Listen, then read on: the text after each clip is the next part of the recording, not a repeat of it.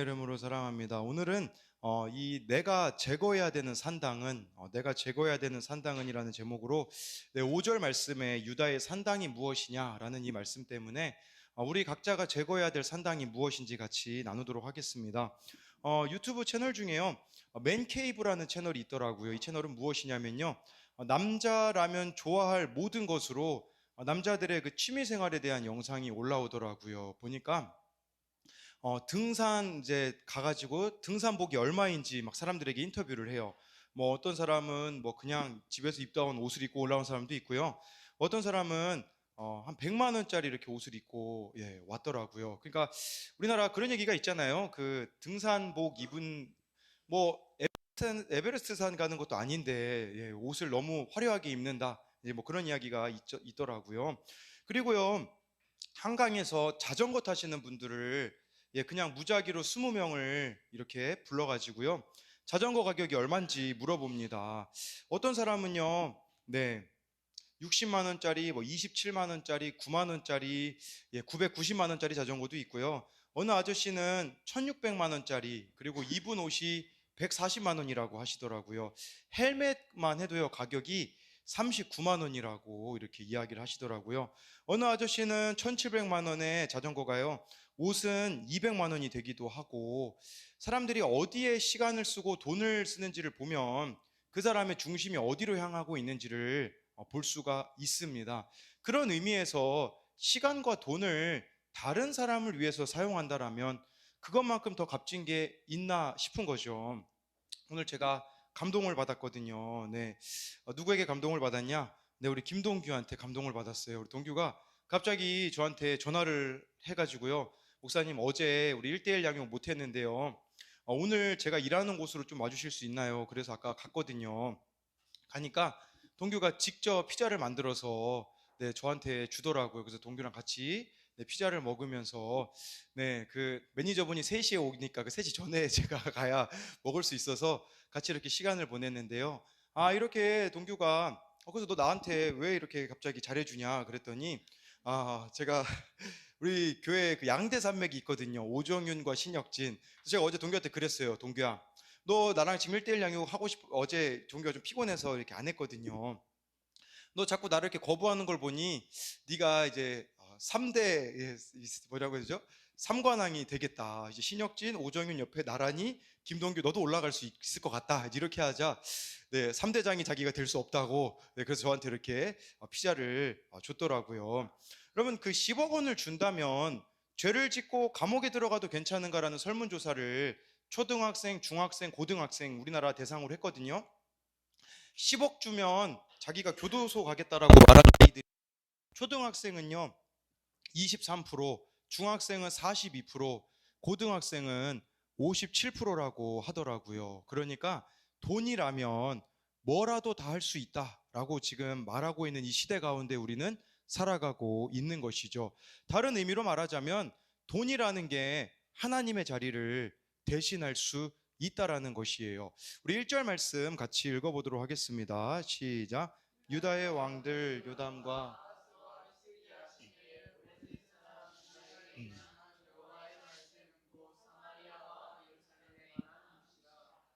오늘 말씀에요, 미가 선지자는요 아버지 이름이 나오지 않습니다.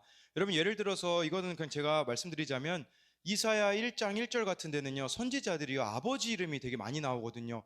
동시대에 활동했던 선지자가요 이사야가 있습니다. 이사야는요 이렇게 나와 있어요. 아모스의 아들 이사야가 라고 해서 아버지 이름이 언급이 되어 있거든요. 아마 아버지가 신앙이 되게 좋거나 믿음의 집안이거나 그럴 경우에요 아버지 이름이 나와 있어요. 그러나 미가는요 그런 게 언급이 되어 있지 않는다라는 것은요, 어떻게 보면 이 미가의 집안은 자랑할 것 없는 집안이었었다. 그렇다고 이렇게 볼 수가 있는 것이죠. 그리고 이 미가라는 이름의 뜻은요, 누가 여호와와 같은가라는 의미예요. 그러니까 이 미가 선지자의 이름을 통해서 우리가 생각해 봐야 되는 것은 내 인생 가운데 정말 하나님밖에 없는가? 이걸 우리가 한번 돌아봐야 한다라는 거죠. 다른 의미로요, 하나님을 대체하고 있는 그 대체품이 내 삶에는 무엇이 있는가? 이 미가를 통해서 우리는 확인해야 한다라는 것이죠. 이 미가의 출신이 나와 있는데요. 1절에 보니까요, 모레셋 사람이라고 하거든요. 근데 심판당할 그 성읍들 중에 하나 모레셋이 나와요. 1장 14절을 한번 읽어볼까요? 14절에 보면 나와 있거든요. 이 모레셋이 뭐라고 나와 있냐면요. 네, 같이 읽어보겠습니다. 시작. 이러므로 너는 가드 모레셋의 작별하는 예물을 줄지어다. 악십의 집들이, 네, 이 모레셋이요. 가드 모레셋이라고 나와 있습니다. 가드라는 것은요, 블레셋의 중요한 도시 중에 하나였었거든요. 그러니까 이 모레셋이라는 지역은요, 블레셋의 영향권 아래에 있는, 더 쉽게 말씀드리자면 오랫동안 블레셋의 지배를 받아서 이 미가가 속해 있는 출신지가 좋지 않았다라는 뜻이에요. 집안도 좋지 않았죠. 출신지도 좋지 않았다라는 것이에요. 이게 복이라는 걸 여러분들이 기억하셔야 된다라는 거예요. 내 가문이 내세울 게 없고 내 삶 가운데 정말 내가 부유하지 못하고 힘이 없는 그것이 하나님을 의지하기에 너무 좋은 것이라는 겁니다. 왜 그러냐면요. 미가 2장 1절을 한번 읽어보겠습니다. 미가 2장 1절에 보면요. 네, 한번 읽어보겠습니다. 시작. 그들이 침상에서 죄를 꾀하며 악을 꾸미며 날이 밝으면, 네, 여기서 말하는 그들은요, 이 남유다 백성들의 지도자들입니다. 지도자들은요, 힘이 너무 넘쳐서 자기가 생각하는 대로 다 이루었다라는 뜻이에요. 죄를 짓고자 하면 그 죄를 지을 수 있는 권력이 있죠, 돈이 있죠, 능력이 있죠. 그러다 보니까 자기 마음대로 살아가는 것이죠. 그런 의미에서 미가의 삶이 복된 이유는요, 권력도 없죠, 돈도 없죠, 능력도 없죠. 그러다 보니 하나님밖에 의지할 분이 없다라는 사실인 거죠.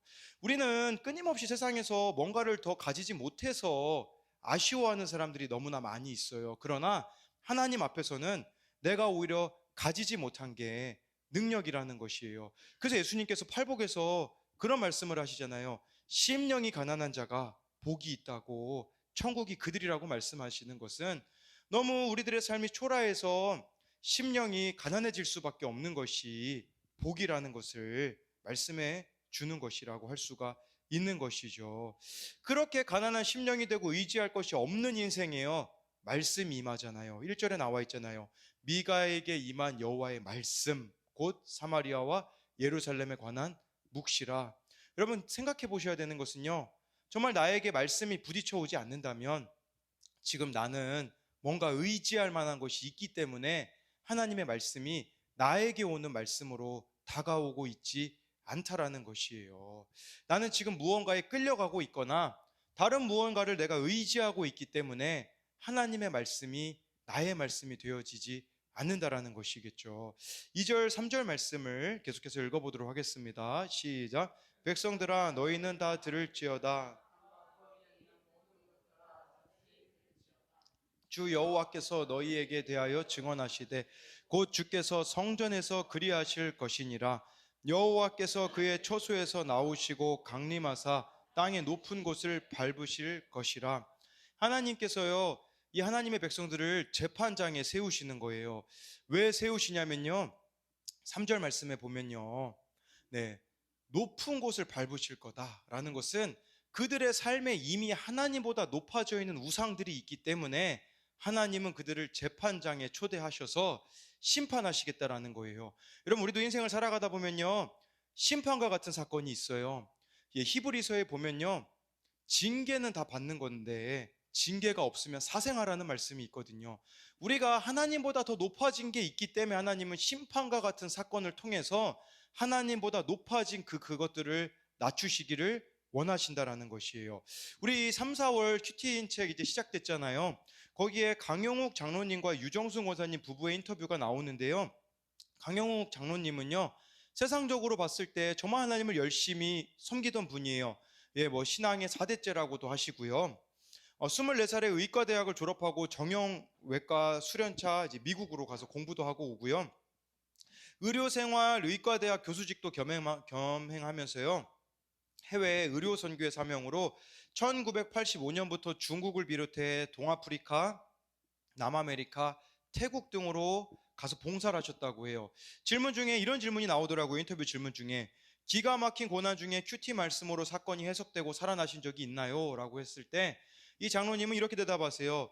저의 생에 기가 막힌 고난이 여러 번 있었지만 저에게 가장 큰 고난은 2년 전 심장 동맥 이식을 받을 때였습니다. 3번 시술을 받았는데 4번째 흉부를 아예 열어서 심장 절개 수술을 받았지요. 그때 저는 그렇게 일생을 마치고 주님께 가는 줄로만 알았습니다.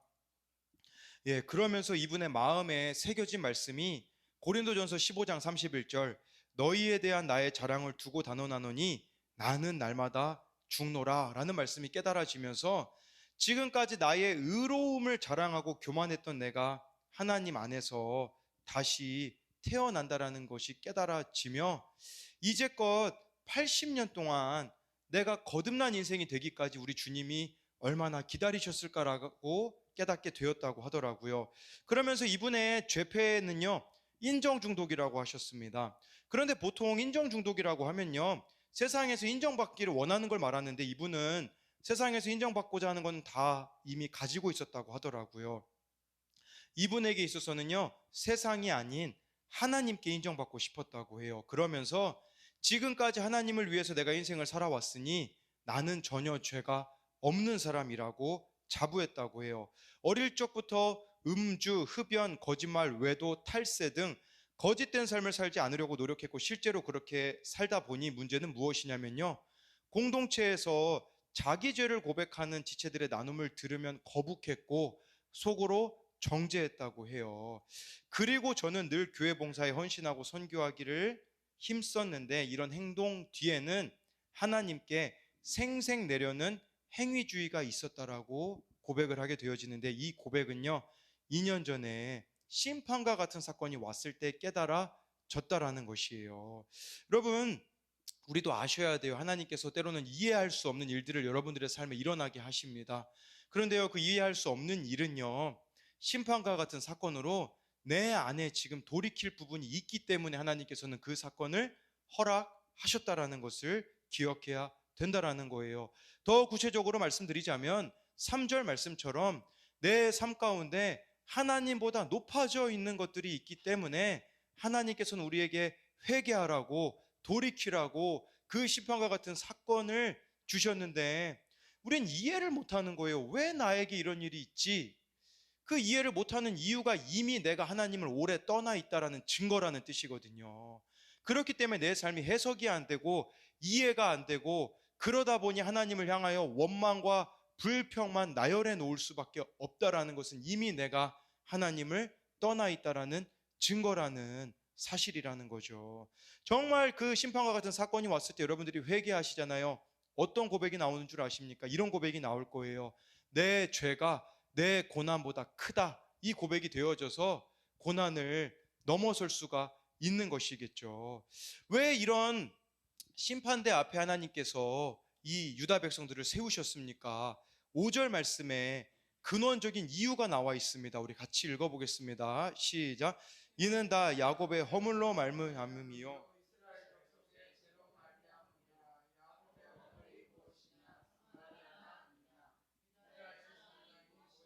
예루살렘이 아니냐.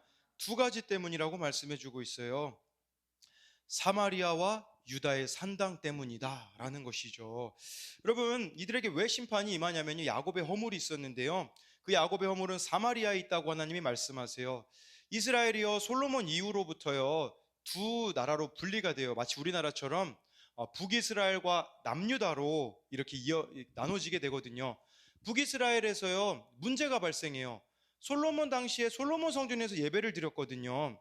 그런데 이제 나라가 나눠졌는데 북이스라엘 사람들이 남유다의 예루살렘으로 가서 예배를 드리면 이 사람들이 남유다로 갈까봐 북이스라엘의 왕이 어떤 정책을 펴냐면요, 금송아지를 만듭니다.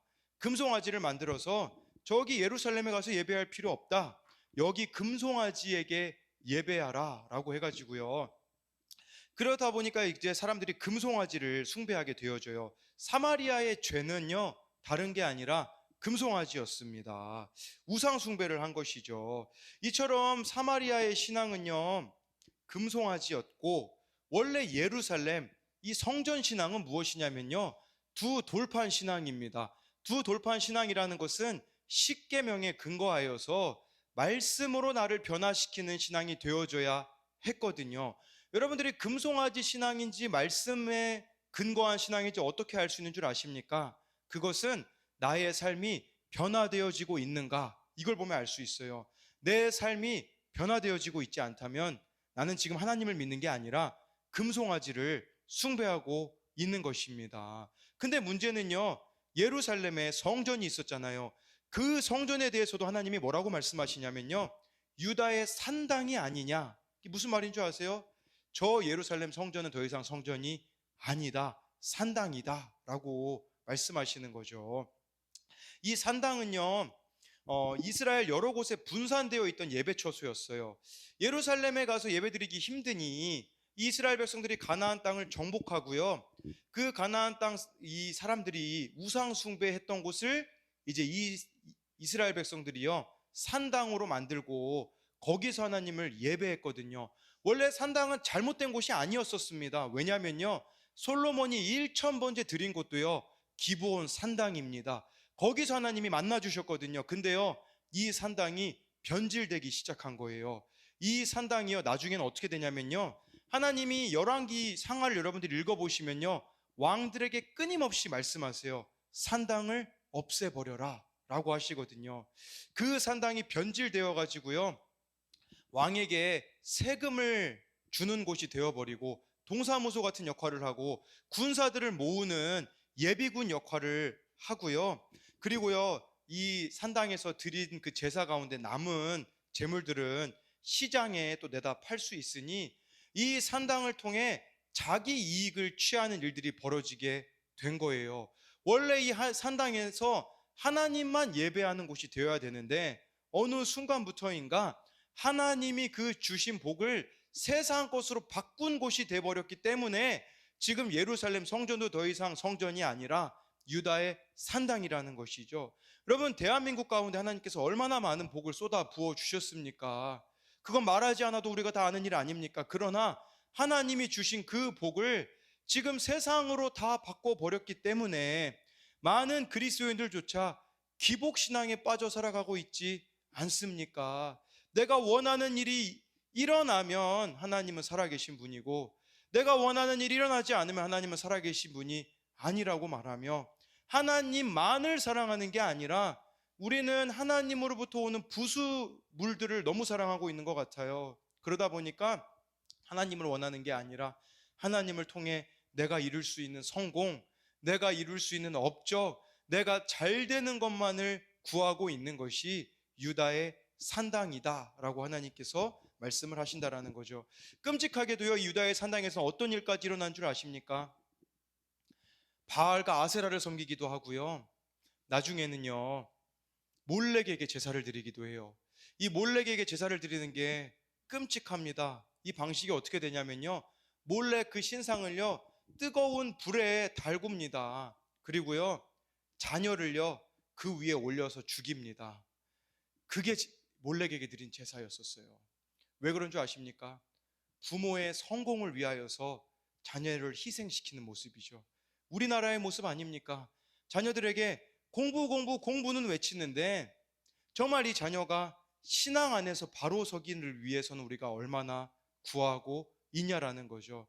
부모의 만족을 위하여 부모의 방식으로 자녀를 키우고 있는 것이 몰렉에게 드리고 있는 산당 제사였었다라고 말씀해주고 있는 것이죠. 그렇기에 이 산당이라는 것은요, 여러분들을 편리하게 만들어서 하나님의 자리를 대신하게 만드는 거예요. 이 영역만큼은 하나님 다스리지 마세요, 하나님의 다스림 받고 싶지 않습니다 라고 말하고 있는 그것이 바로 여러분들의 산당이라는 것이죠. 지금 나에게 이 하나님의 자리를 대신하고 있는 것은 무엇이 있는가? 새벽기도, 수요예배, 금요기도의 주일 예배의 자리를 소홀하게 만드는 것이 무엇이 있으며 기도와 말씀 가운데 하나님 앞에 나아가지 못하게 만드는 그것이 바로 여러분들의 산당이라고 할 수가 있는 겁니다. 자녀가 예수님 앞에 나아오지 않는 거 알아요. 근데요, 기도하지 않는 부모, 예배하지 않는 부모, 그게 지금 산당 제사를 드리고 있다라는 것이죠. 100주년 기념교회를 은퇴하신 이재철 목사님이 쓰신 목사 그리고 목사직에 보면요, 이와 관련해서 두 가지가 나옵니다. 어느 목사님 사모님이요, 이재철 목사님에게 이메일을 보내서 상담을 했대요. 자기 남편이 목사님인데요, 이혼할 생각을 하고 이재철 목사님에게 연락을 했다고 해요. 이 남편 목사님은요, 성인 사이트를 보는 것을 아무것도 아니라고 주장을 한다고 해요. 너무 이 사모님이 힘들어서 남편에게 이야기하니까 이 남편 목사님이요, 자기 아는 다른 목사님에게 같이 가자고 이야기해서 이야기해 보라고 했다고 해요. 근데 그 교회 목사님이 뭐라고 이 사모님에게 이야기를 해줬냐? 당신 남편만 그런 게 아니라 다른 목사들도 다 성인 사이트를 본다고, 그렇게 하지 않으면 목회 스트레스를 풀 수 없다고, 아주 자연스러운 현상이라고 말했다고 합니다. 그 목사님의 논리대로라면 다른 사람이 하니까 나도 할 수 있다라고 하는 것인데, 그 목사님이 이상한 건지 제가 이상한 건지 모르겠습니다 라고 사모님이 이야기하셨다고 하더라고요. 제가 예전에 박보영 목사님 설교를 들은 적이 있거든요. 박보영 목사님이 집에 컴퓨터에 야한 동영상을 아이들이 못 보게 하기 위해서 접속하셨다고 해요. 그 차단하려면 들어가야 되거든요. 처음엔 대수롭지 않았다라고 하더라고요. 근데 어느 순간요, 문을 잠그고 그 야한 사이트를 이 목사님이 보시기 시작했다고 해요. 그런데 예배를 딱 드리려고 하는데요, 성령님께서 책망하시는 거예요. 그래서 박보영 목사님이 어떻게 하셨냐면요, 너무 교인들 보기 부끄러워서요, 강대상에서 등을 돌리고 성도님들에게 그렇게 얘기했대요. 제가요, 야한 동영상을 본 죄인이에요. 여러분들이 저를 받아주지 않으신다면 저는 앞으로 남은 인생 저 멀리 아프리카에 가서 평생 선교하다가 죽겠습니다. 그러니 여러분 저를 위해서 기도해 주십시오라고 말하며 했을 때 정말 그 가운데 회개의 역사가 일어났다라고 하더라고요. 부끄러움을 못 느끼고 있는 그거, 여러분 지금 세상 사람들과 우리가 똑같이 살아가고 있는데요, 그냥 그거는 당연한 거라고 여기고 있다면 그게 유다의 산당이다라는 것이겠죠. 또 이 목사 그리고 목사직에 보면요, 골프를 목회자는 할 수 있는가에 대한 부분도 있더라고요. 어느 교회는요, 그 담임 목사님이요, 부목사님들을 데리고 막 골프 치러 다니시는 분도 있대요. 그래서 막 그 막내가 그 골프채를 막 다 챙기고 뭐 그런 일들이 있다고 하더라고요. 골프는요, 운동 중에 가장 긴 시간을 필요로 하는 운동이다. 골프장에서 18홀 라운딩을 하는 데만 최소 4시간 30분이 소요된다. 게다가 대부분의 골프장은 도심에서 멀리 떨어져 있다. 골프장까지 가고 오는 시간에 식사 시간까지 합치면 골프 한 번을 치기 위해 거의 하루를 할애해야 한다.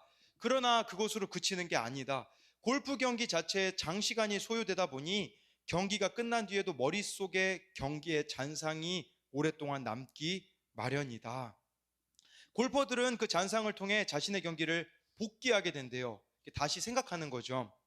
골퍼에게 복귀는 골프 실력 향상을 위한 필수 과정이다.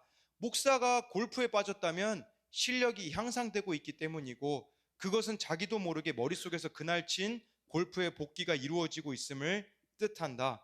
목사가 한 번의 골프를 위해 거의 하루를 소비하는 것도 모자라 골프장에서 돌아온 뒤에도 머릿속에서 낮에 친 골프의 복귀가 계속 이어진다면 세상과 구별해야 할 목사의 영성은 잠식되지 않을 수 없다라고 하면서, 이재철 목사님은요, 37살에 신대원에 들어갔을 때 바둑도 끊으셨다고 하더라고요. 골프도 끊었고요. 바둑도 끊은 이유는 자꾸 머리에 잔상이 남기 때문이라고 하시더라고요. 두 가지 측면을 생각해 볼 수 있어요. 하나는요, 내 머릿속에는 무엇이 맴돌고 있는가. 우리가 큐티 매일매일 하자고 하잖아요. 그날 주시는 본문이 여러분들 머릿속에 매일매일 맴돌고 살아가고 있나요? 소망의 교회의 남기우 목사님은요, 그 교회는요, 2시간마다 성도님들 카톡방에 알림이 울린대요. 가만가만이라는 그 프로젝트가 있는데 2시간마다 그날 말씀을 다시 돌아보자는 의미예요. 매일 여러분들 머릿속에는 말씀이 남아 있으십니까? 아니면 취미 생활이 가득하고 계십니까? 예전에요, 오카는 목사님이요, 건강이 안 좋아지시자 골프를 장로님들이 치라고 하셨다고 하더라고요. 그리고요, 오카노 목사님에게 지금 살고 계신 집은 너무 오래되었고 좋지 않으니 집을 타워 팰리스에 마련해 드릴 테니 거기서 목사님 사십시오라고 장로님들이 이야기했다고 하더라고요. 근데 오카노 목사님은요, 다 거부하셨어요. 왜 그런 줄 아세요? 우리 교회 성도들 중에 정말 힘들게 살고 계시는 분이 있는데 그분이 나의 그 모습을 보고서 실족하면 안 된다고 하셨거든요. 유다의 산당 우리가 왜 제거해야 되겠습니까? 영혼 구원의 역사가 여러분들을 통해 이루어질 수가 없기 때문이에요. 나의 삶의 그 걸림돌 때문에, 나의 그리스도인다웠지 못한 그 모습 때문에 한 영혼이 지옥으로 향하게 되어진다면 그 책임은 우리들에게 있는 것이 아니겠습니까? 7절 말씀 같이 읽어보도록 하겠습니다. 시작.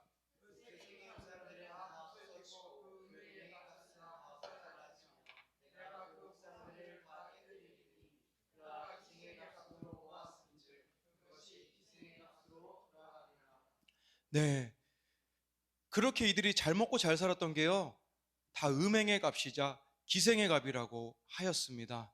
한 남편인 하나님만 섬겨야 된 이들이 이곳저곳으로 몸을 파는 기생이 되어버렸다라는 뜻인 것이죠. 여러분들에게 주어진 성공과 기쁨과 부는 하나님으로부터 온 게 맞습니까? 그게 아니라면 기생의 값이라고 하나님이 말씀하시는 거예요. 기생짓을 해서 모은 더러운 재산이라고 하시는 것이죠. 여러분, 여러분들의 삶은 어떻습니까? 진짜 나의 삶이 한 남편이신 하나님만을 바라보고 있습니까? 하나님만 바라보고 있지 않다면 우리들의 삶이 기생이라고 말씀하고 계시는 거예요. 우리들이 정말 사랑하는 것들이 얼마나 많이 있겠습니까? 저도요, 이 말씀을 좀 보면서 들었던 게 무엇이었냐면, 나에게는 제거해야 될 산당이 무엇이 있는가, 이거를 한번 생각해 보게 되었거든요. 제가 지난주에 좀 억울한 오해를 받았거든요. 어느 청소년이 자기보다 자전거를 더 사랑하는 게 아니냐, 이런 얘기를 제가 들었어요. 근데 이거는 좀 잘못 오해해서 생긴 일이었었거든요. 근데 한번 진짜 곰곰이 돌아보게 되더라고요. 나는 얘네들 청소년들보다 자전거를 더 사랑하고 있지는 않는가. 우리 김병호 안수사님이 자전거를 저에게 주셔서 신나게 타고 있거든요. 그래서 제가 자전거집에 이 자전거를 지난번에 한번 정비하러 가니까 그 아저씨가 저보고 물어보더라고요. 우리 김병호 안수사님과 저하고 무슨 사이냐고. 이 자전거비 너무 비싸고 같이 있는 거죠. 근데요, 갑자기 지난주부터 문제가 생겼어요. 엉덩이가 너무 아프기 시작했어요. 자전거도 잘못하면 치질에 걸린다고 하더라고요.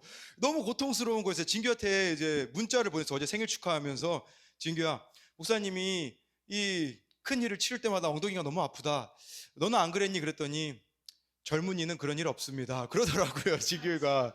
네, 저 개씨발 놈. 네. 그래서 물론 이 땅에 온 순서는 있지만 가는 순서는 다른데, 네, 진규 두고 봅시다. 네. 누가 먼저 그 주님 앞에 가든지. 네. 그런데 정말 인터넷 찾아보니까요, 자전거를 잘못된 자세로 타면, 또 맞지 않은 안정을 타면 그럴 가능성이 있다고 하더라고요. 그래서 제가 지금 고통 가운데 있어요, 여러분. 근데 제가 들었던 생각은 뭐냐면, 나에게 제거해야 할 산당은 자전거구나 라는 게 깨닫게 되었어요. 뭐 비싼 자전거를 타느냐 마느냐 이 문제가 아니라, 밤에 아무리 피곤해도요, 자전거 탈 마음은 있거든요. 그런데 하나님 앞에 기도할 마음은 없더라고요.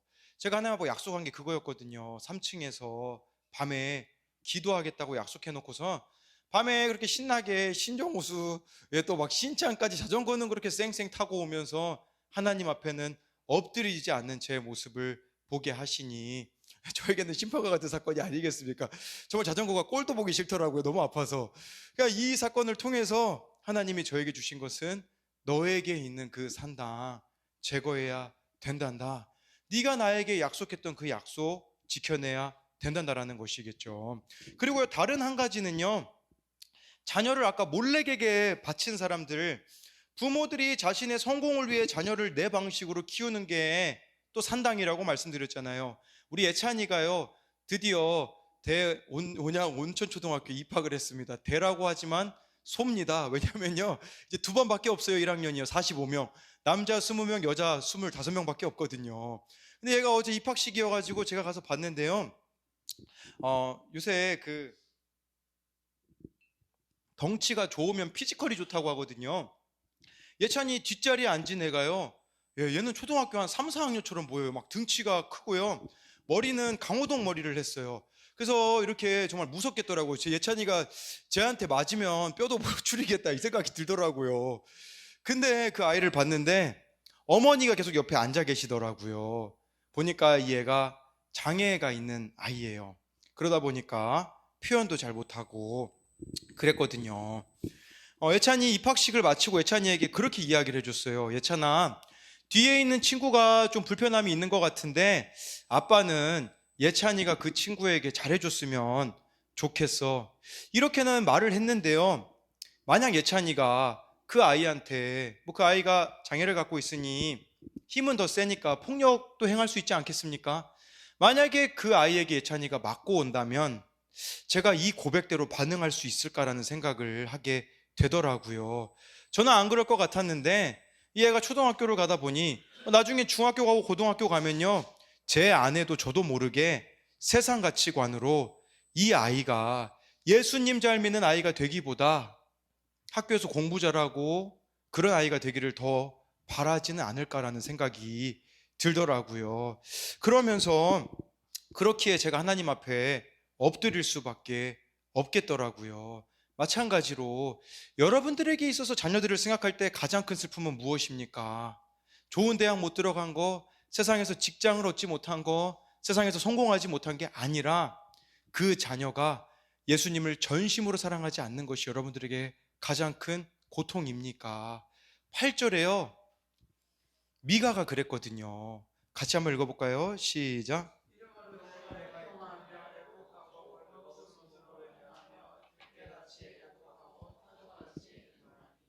네, 미가는요, 너무 고통스러워서 빨개 벗고 들깨같이 울었대요. 타조같이 울부짖었다고 해요.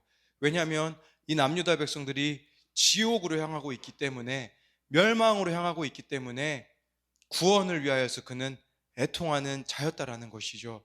우리에게는 이 애통이 있습니까? 예수 믿지 않으면 지옥으로 간다라는 사실을 알면서도 불구하고 아직 예수님께 돌아오고 있지 않는 나의 가족들을 향하여서, 주변 사람들을 향하여서 이 애곡함이 나에게는 있느냐라는 것이에요. 이 애통함이 우리들 가운데 있을 때에 여러분, 나중에 이 미가의 영향을 받은 사람이 누군 줄 아십니까? 예레미야가 미가의 영향을 받아요. 그게 제가 알기로는 예레미야 26장인가 보면 나와 있거든요.